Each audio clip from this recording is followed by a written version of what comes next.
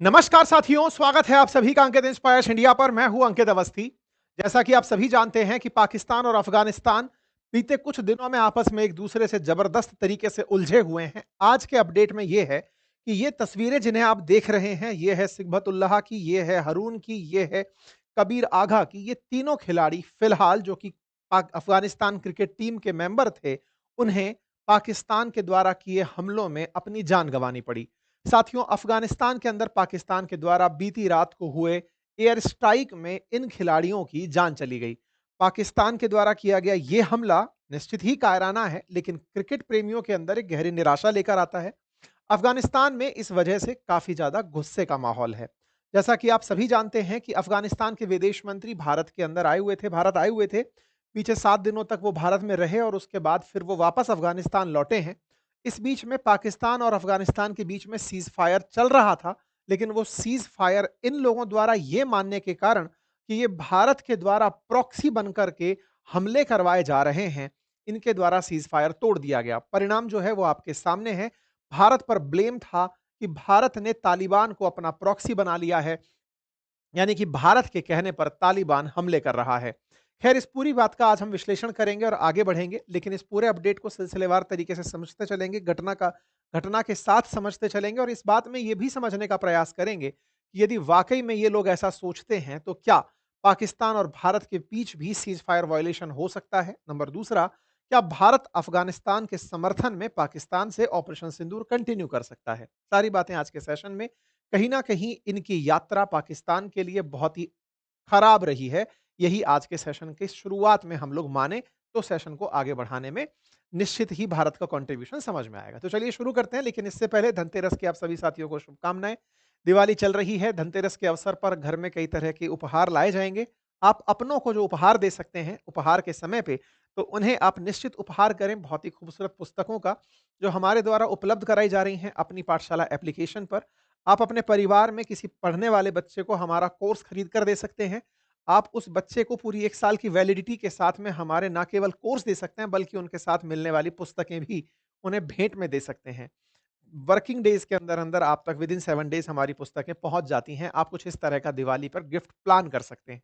इसी तरह अगर आप किसी को वाक़ई में धन लक्ष्मी के आगमन का रास्ता देना चाहते हैं, तो स्टॉक मार्केट और म्यूचुअल फंड्स के कोर्सेज़ किसी को आप गिफ्ट करें, ताकि वो बेहतर तरीके से अपने पैसे की प्लानिंग कर पाएँगे और फाइनेंशियल लिटरेसी के साथ आगे बढ़ते हुए अपने धन को और ग्रो कर पाएँगे। तो धनतेरस के अवसर पर इस लाभ को लें, बेहतरीन ऑफ़र चल रहे हैं। अपनी पाठशाला एप्लीकेशन और बातें बाज़ार की एप्लीकेशन पर लिंक कमेंट बॉक्स में पिन है। मेरे प्यारे साथियों, बीते कुछ दिनों में कुछ इस तरह के टाइटल्स आपने अफ़गानिस्तान पाकिस्तान के उलझने के सुने थे। सबसे जो लेटेस्ट हम लोगों ने आपके साथ साझा किया था टाइटल, वो ये था, जिसमें बताया था कि पाकिस्तान की चौकियों पर तालिबान का कब्जा हो गया था और हमने कहा था कि पाकिस्तानियों को बचाने क्या ट्रंप फिर से आएँगे? जब हमने आपको ये सेशन कराया था आज से 2 दिन पहले, 15 अक्टूबर को हमने आपसे ये सेशन साझा किया था। उस समय पर हमने अपने ही सेशन में आपको ये जानकारी दी थी कि ये कुछ पोस्ट को कैप्चर कर गए हैं अफ़गानिस्तान वाले। साथ में ये भी हमने बताया था 15 अक्टूबर के दिन कि शाम साढ़े 5 बजे से सीज़ फायर शुरू हो गया है। सीज़ फायर का मतलब दोनों तरफ से अब गोला बारूद नहीं चलेंगी और ये जो सीज़ फायर था ये 48 घंटे के लिए किया गया था, यानी कि कंप्लीट 2 डेज़ के लिए किया गया था और वो भी पाकिस्तानी साइड के कहने पर किया गया था कि पाकिस्तानियों ने अफ़गानिस्तानियों से रिक्वेस्ट की थी कि हम सीज़ फायर करना चाहते हैं। तो ये मैंने आपको अपने सेशन में करवाया था, जानकारी दी थी। ये जो 15 तारीख को हुआ सीज़ फायर था, टेक्निकली ये 17 तारीख तक शाम साढ़े 5 बजे तक चलने वाला था। 17 अक्टूबर तक चलने वाला था। सीज़ फायर खत्म होने से पहले ही इन लोगों ने सीज़ फायर तोड़ दिया। यानी 48 घंटे हुए नहीं, उससे पहले ही पाकिस्तानियों ने अफ़गानिस्तान में बम वर्षा कर दी। हुआ क्या? अब उसके पीछे का कारण समझिए। हुआ ये कि इस दौरान पाकिस्तानियों को बहुत ज़्यादा चिढ़ मची। पहले ही वो जलील हैं, उनको इस बात में जलील किया जाता है कि लगभग 93,000 पाकिस्तानी सैनिकों को भारत ने सरेंडर करवाया था 1971 में। अक्सर अफ़गानिस्तान वाले पाकिस्तानियों को ये कहकर ट्रोल करते हैं कि तुम्हारी सेना कोई सेना थोड़ी है, लाख की संख्या में तुम लोग जब अपने शस्त्र छोड़ करके समर्पण कर सकते हो तो तुम्हारे अंदर दम नहीं है। पाकिस्तानियों को इस बात की बहुत ट्रोलिंग मिलती है और वैसी ही ट्रोलिंग अफगानियों ने कर दी इस सीज फायर के दौरान। किया क्या? तालिबानी लड़ाकों ने कुछ इस तरह से जुलूस निकाला और उस जुलूस में पाकिस्तानियों की जो पैंट उतारी गई, यानी कि पाकिस्तानी जब चौकियों पर कब्जे हुए, सैनिकों के कपड़े उतारे गए, तो उनकी बंदूकें, उनके कपड़े छीन कर लाए गए और उनको अफ़गानिस्तान में कुछ इस तरह से जुलूस निकाल कर दिखाया गया। हज़ारों की संख्या में ये सब देखने आए थे लोग कि अफ़गानिस्तान ने पाकिस्तान के किस तरह से हश्र कर दिए हैं। अब ये सब बेइज्जती पाकिस्तान को बर्दाश्त नहीं हो सकती। एक तरफ तो ट्रंप उनको पुचकार कर चल रहे हैं, उधर की तरफ उनका फ़ील्ड मार्शल पूरी तरह दलाल बनकर काम कर रहा है और अफ़गानिस्तानी उनकी इज़्ज़त को इस तरह से उछाल रहे हैं, पैंट को उतरवा कर दिखा रहे हैं। तो ये जो तस्वीरें थी ना, इन्होंने इनके चेहरे मतलब एक तरह से कहिए इनकी पूरी प्लानिंग पर पानी फेर दिया। ये अफ़गानिस्तान को दिखा पाकिस्तान को दिखाने लग रहे थे आसिम मुनीर कि हम तो वर्ल्ड लीडर हैं और आजकल तो अमेरिका के साथ उठना-बैठना है। उस तरह की फीलिंग वाले आदमी ने जब पैंट उतरी देखी, तो एक तरह की गिल्टी हुई इनकी सेना के अंदर कि यार ये तो बहुत गलत हो गया हमारे साथ। बस इसी के चलते क्योंकि इन्हें ये पता चला कि यार बहुत बेइज्जती हो रही है, कुछ करना पड़ेगा। तो कुछ करना पड़ेगा तो इन्होंने क्रिकेटर्स को निशाना बनाया। अब आप पूछेंगे क्रिकेटर्स का और इस बेइज्जती का क्या लेना-देना? देखिए, जब आपको ये बात पता है कि इनके यहाँ का डिफेंस मिनिस्टर ये बात बोल रहा है कि भारत अफ़गानिस्तान में बैठे तालिबान को अपना प्रॉक्सी बना रहा है। मतलब तालिबान भारत के कहने पर पाकिस्तान पर हमले कर रहा है। इससे एक बात तो समझ में आती है कि पाकिस्तान पर कोई यकीन तो नहीं करता। भारत और तालिबान के कोई रिश्ते पुराने नहीं हैं, जबकि अफ़गानिस्तान-पाकिस्तान में रिश्ते बीसियों साल पुराने हैं। जब-जब अफ़गानिस्तान में अमेरिका ने एयर स्ट्राइक की तो तालिबान के साथ जो सॉफ्ट कॉर्नर रखा वो पाकिस्तान ने रखा था। भारत का तो कोई रिलेशन ही नहीं था। भारत तो हमेशा अमेरिका की साइड से था या डेमोक्रेसी के पक्ष में था। तालिबान के समर्थन में तो हम ताज़ा-ताज़ा हुए हैं।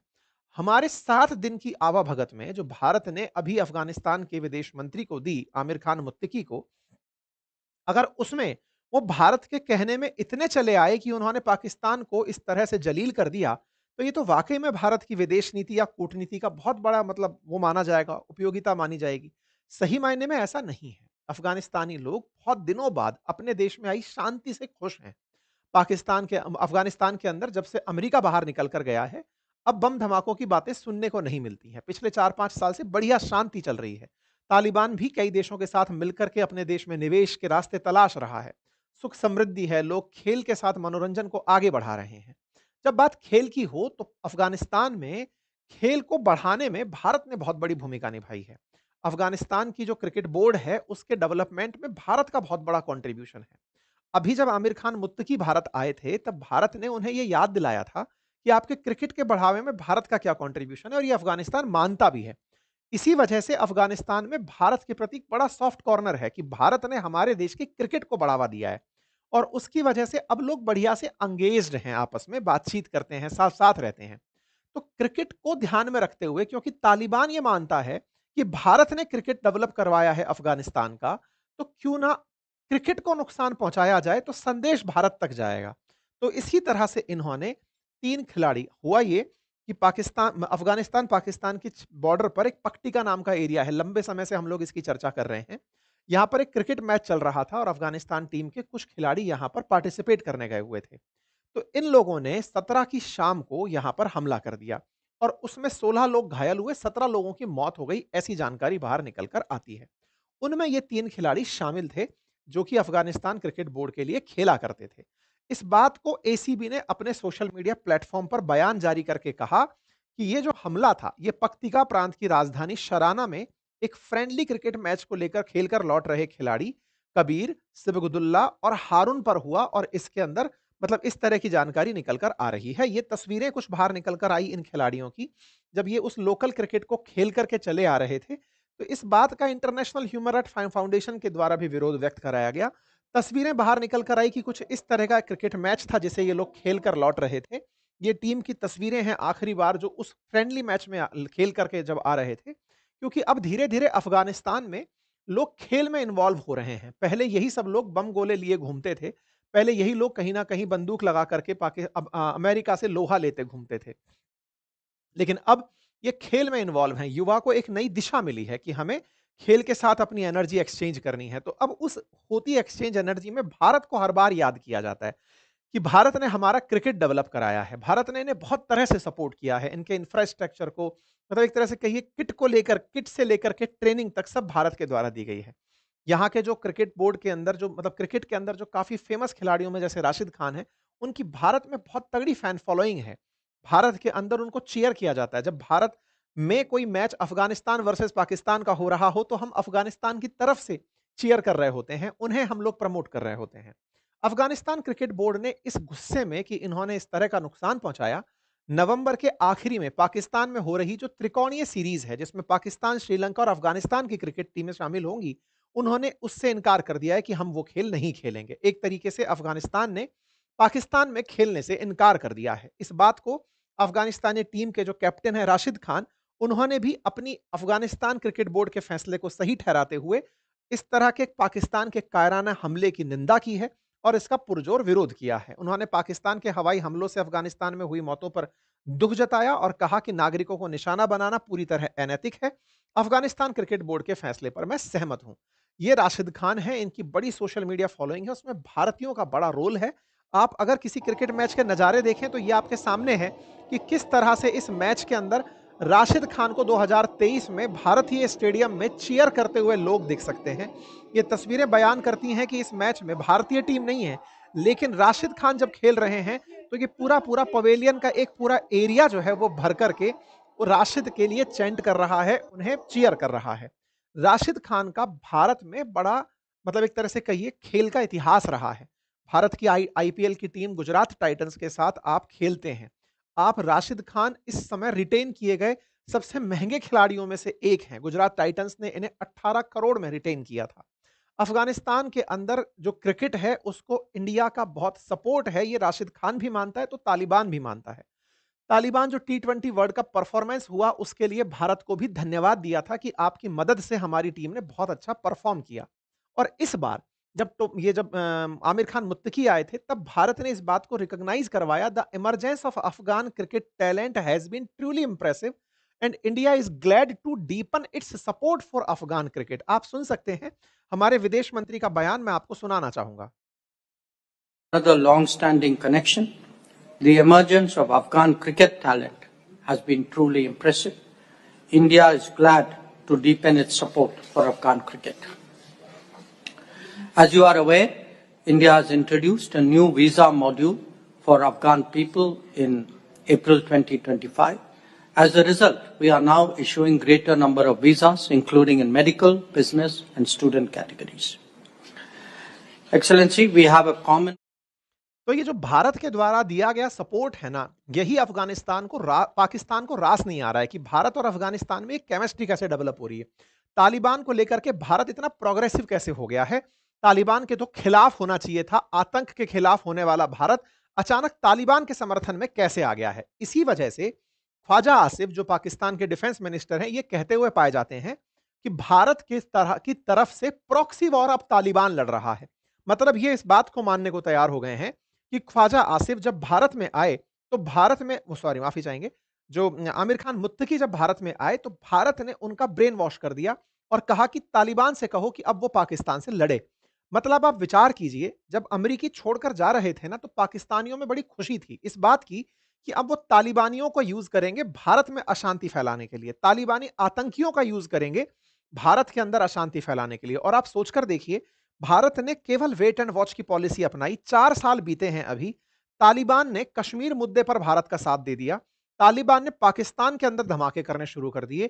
तालिबान खुद मतलब पाकिस्तान ये मानने को तैयार हो गया कि भारत की तरफ से तालिबान हमसे लड़ रहा है। इसका मतलब भारत ने कुछ तो अभी तक इनकी नजर में एक अच्छी इमेज बनाई है कि भारत शांति प्रिय देश है। भारत का स्टैंड बिल्कुल क्लियर है। पाकिस्तान गलत कर रहा है, यह बात अब तालिबान को भी समझ में आ गई है। क्योंकि जब वो ये समझ पाया, देखिए एक बहुत बड़ा विषय है जो आप सबको भी पता होना चाहिए। तालिबान और अफगानिस्तान मतलब एक तरह से समझिए अफगानिस्तान की तरफ से उस समय अमेरिका खड़ा था और तालिबान अपनी तरफ सत्ता की वापसी का प्रयास कर रहा था अफगानिस्तान में। अब तालिबान की सत्ता है। उस दौरान बहुत सारे अफगानिस्तानी अफगानिस्तान छोड़कर पाकिस्तान में शिफ्ट हो गए थे, जिनकी संख्या लगभग 13 लाख के आसपास बताई जाती है। जैसे ही अमेरिकी वापस गए, तालिबान को अपने रिसोर्सेज के लिए संघर्ष करना पड़ा। इस बीच में पाकिस्तानियों ने उन अफगानों को जो कि पाकिस्तान की सीमा पर जाकर रहने लगे थे, उन्हें वापस धकेल दिया। हालत ये थी कि जिन लोगों ने इतने सालों में रहकर अब पाकिस्तान में अपने लिए कोई व्यापार बनाया होगा, कुछ घर बनाया होगा, कुछ संसाधन जुटाए होंगे, उन सबको वापस धकेल करके अफगानिस्तान में भेज दिया। इससे तालिबान को बहुत झटका लगा। उसने कहा कि पहले ही हम हंगर जैसी सिचुएशन में पनप रहे हैं, हमारे पास कोई फॉरेन सपोर्ट नहीं है, कोई विदेशी मुद्रा नहीं है, ऐसे में आप हमारे ऊपर लायबिलिटी और बढ़ा दे रहे हो। तो एक तरह से पाकिस्तान का जो ये व्यवहार था, ये तालिबान को बिल्कुल रास नहीं आया। तालिबान इस बात से बहुत खिन्न हुआ। इसी बीच में टीटीपी यानी तहरीक-ए-तालिबान पाकिस्तान, जो तालिबान की ही तर्ज पर पाकिस्तान में राज करना चाहता था, जो पाकिस्तानी सेना के खिलाफ रहना चाहता था, उसे कहीं न कहीं एक सपोर्ट मिला इन लोगों के बीच में। कौन से लोग? जो कि कभी पाकिस्तान में शरण लिए हुए थे, अब वापस अफ़गानिस्तान की सीमाओं में चले गए थे। तो टीटीपी को शरण मिला और मिलेगी भी क्यों नहीं? क्योंकि इतने सारे लोग जो गुस्सा होकर के गए थे, उनमें से कुछ टीटीपी भी जॉइन कर लिए और कुछ लोगों ने ये सोचा कि पाकिस्तान को मज़े चखाने हैं। तो ये लड़ाई तो इन लोगों की आपस की थी। टीटीपी को सपोर्ट मिला उन लोगों से जो अफ़गानी गए थे पाकिस्तान से वापस अफ़गान के अंदर। अब जब गए तो टीटीपी ने उन्हीं जगह पर अपने बॉर्डर एरियाज़ में ठिकाने बना लिए।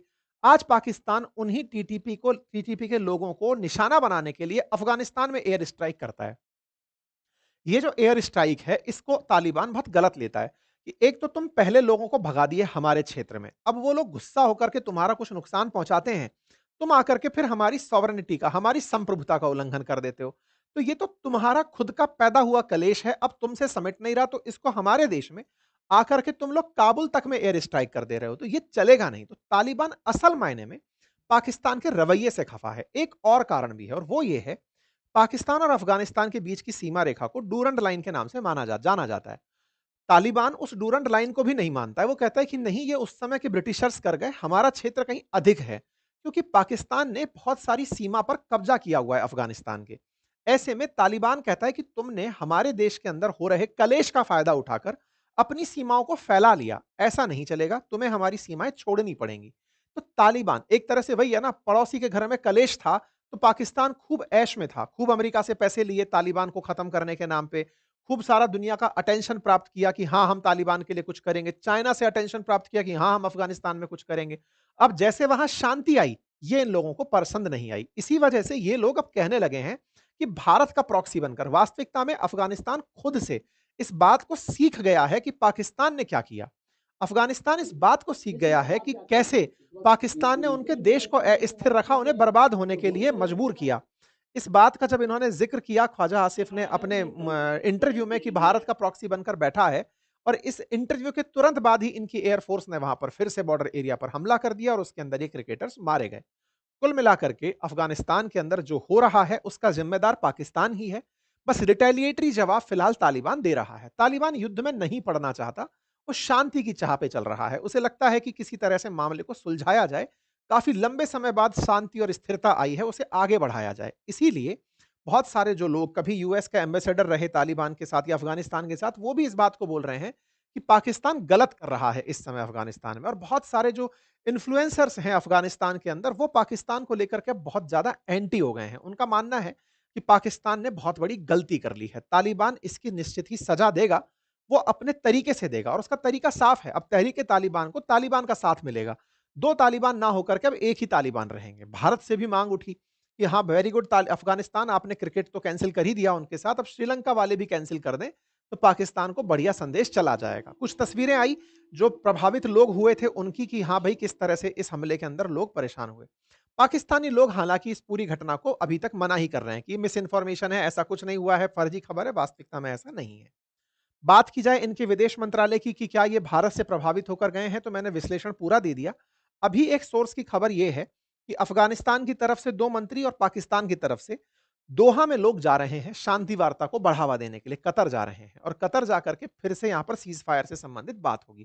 कुल मिलाकर हो सकता है दोनों देश शांति की बात करें, लेकिन हाँ, फ्यूचर में पाकिस्तान को चिंतित रहने की जरूरत है, क्योंकि अब उन्होंने एक नहीं, अब दो दुश्मन बना लिए हैं।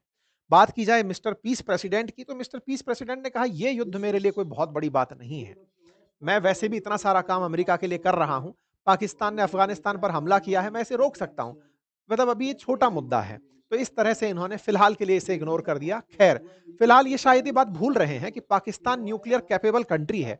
अगर वास्तविकता में अफगानिस्तानियों के हाथ में या तालिबानियों के हाथ में पाकिस्तानी न्यूक्लियर वेपन लग गए, तो टेंशन अमेरिका को होनी चाहिए। मिस्टर पीस प्रेसिडेंट शायद इस बात को कैलकुलेट नहीं कर पाए, पर कोई बात नहीं।